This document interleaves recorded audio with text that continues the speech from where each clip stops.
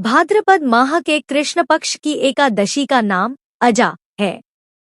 धर्मराज युधिष्ठिर के पूछने पर भगवान श्री कृष्ण अजा एकादशी की महिमा बताते हुए कहते हैं कि यह एकादशी प्राणी के सभी पापों का नाश करने वाली है। आध्यात्मिक दृष्टि से यह व्रत भगवान विष्णु की कृपा प्राप्त करने का सशक्त माध्यम है।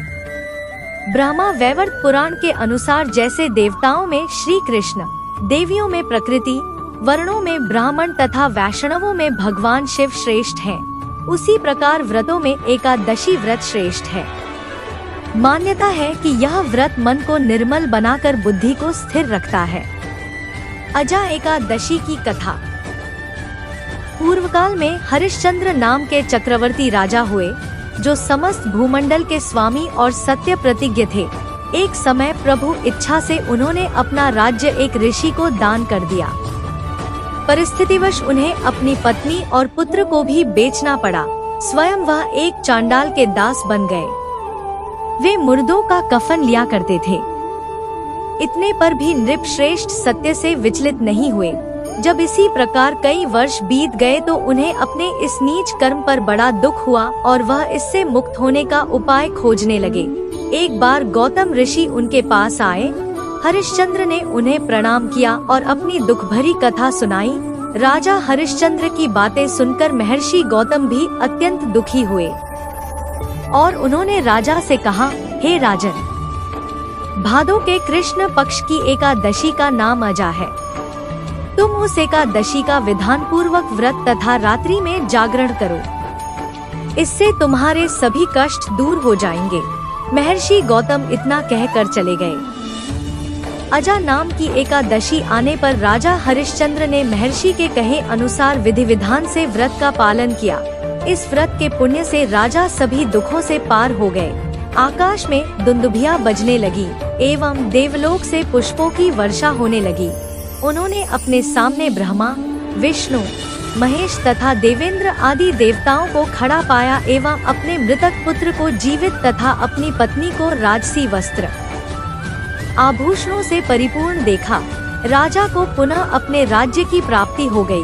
वास्तव में एक ऋषि ने राजा की परीक्षा लेने के लिए यह सब कौतुक किया था, परंतु अजा एकादशी के व्रत के प्रभाव से ऋषि द्वारा रची गई सारी माया समाप्त हो गई और अंत समय में हरिश्चंद्र अपने परिवार सहित विष्णु धाम को चले गए। श्री हरि को प्रसन्न करने की विधि। श्री गणेश, सूर्य, अग्नि, विष्णु, शिव तथा पार्वती इन सब की पूजा और वंदना करके श्री हरि का स्मरण करते हुए व्रत करें।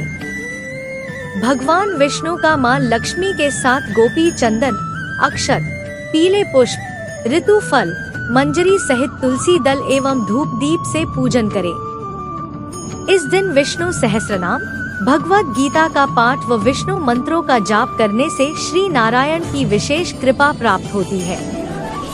अजा एकादशी की महिमा। भाद्रपद माह के कृष्ण पक्ष की एकादशी का नाम अजा है। धर्मराज युधिष्ठिर के पूछने पर भगवान श्री कृष्ण अजा एकादशी की महिमा बताते हुए कहते हैं कि यह एकादशी प्राणी के सभी पापों का नाश करने वाली है। जो व्यक्ति भगवान ऋषिकेश का पूजन करके इस व्रत का भक्तिभाव से पालन करता है, वह इस लोक में सुख भोग कर अंत में विष्णु लोक में जाता है।